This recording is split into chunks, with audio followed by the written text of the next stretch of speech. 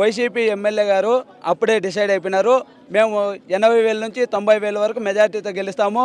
మేము ప్రచారంలోకి ప్రజల్లోకి పోవాల్సిన అవసరం కూడా లేదు. చాలా వీక్ అయిన క్యాండిడేట్ని పెట్టినారు. దాని తర్వాత మా బినామీని మేమే పెట్టుకున్నాము. మేము ఖచ్చితంగా గెలుస్తాము. శంకర్ ఉండింటే మాకు టఫ్ ఫైట్గా ఉండేది.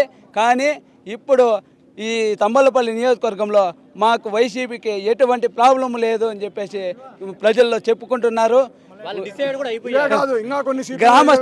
గ్రామ స్థాయిలో మహిళల నుంచి, వృద్ధుల నుంచి, పిల్లల నుంచి అందరికీ శంకరన్నకు అన్యాయం జరిగిందని చెప్పుకుంటున్నారు.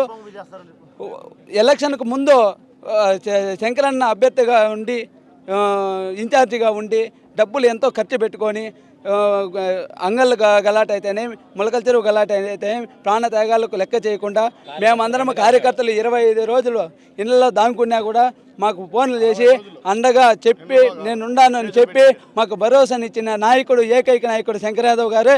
ఆయనకే టికెట్ కావాలని కోరుతున్నాం. ఆయనకి ఇవ్వని పక్షంలో మా ప్రాణ త్యాగాలకైనా ఎన్నిక పోము అని మేము ఈ బహిరంగ చెప్పుకుంటున్నాం. శంకర్ యాదవ్ గారికి టికెట్ రాకపోవడం సార్ బాధాకరంగా ఉన్నారు.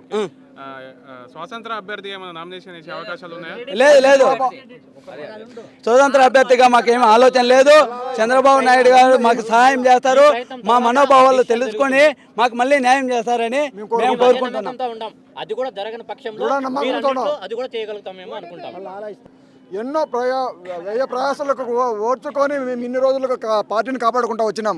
ఈరోజు పార్టీని మాకు సపోర్ట్ లేకపోతే మేము ఏ విధంగా జెండా ఎగరేయగలుగుతామో, మేము దెబ్బలు తిని మా కష్టాలన్నీ మేము భరించి మేము 4.5 సంవత్సరాలుగా పార్టీ సపోర్ట్ లేకపోయినా గట్టిగా మేము నిలబడి తంబలపల్లి దీంట్లో క్యాడర్ నిలబెట్టుకున్నాము. మా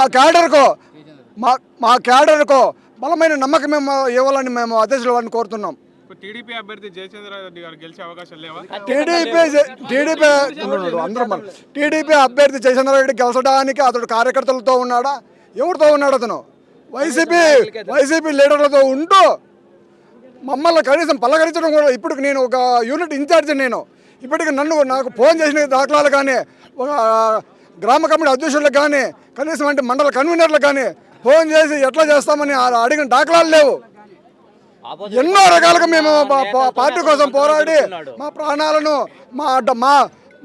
మాకింతో అంత ఉన్న మా డబ్బును ఖర్చు చేసుకుని మేము పార్టీ కోసం పనిచేస్తుంటే ఈరోజు కోవట్టులు వచ్చి మళ్ళీ మా పైన దౌర్జన్యాలు చేసేదానికి తయారవుతుంటే మేము ఎక్కడ పోవాలా?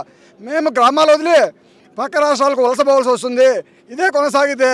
కాబట్టి ఇది సరైన విధానాన్ని అనుసరించి పార్టీ మా పైన నమ్మకం పెట్టి టికెట్ ఒక బీసీ నాయకుడికి కానీ టికెట్ ఇచ్చి మమ్మల్ని కాపాడుతుందని మేము ఆశిస్తున్నాం.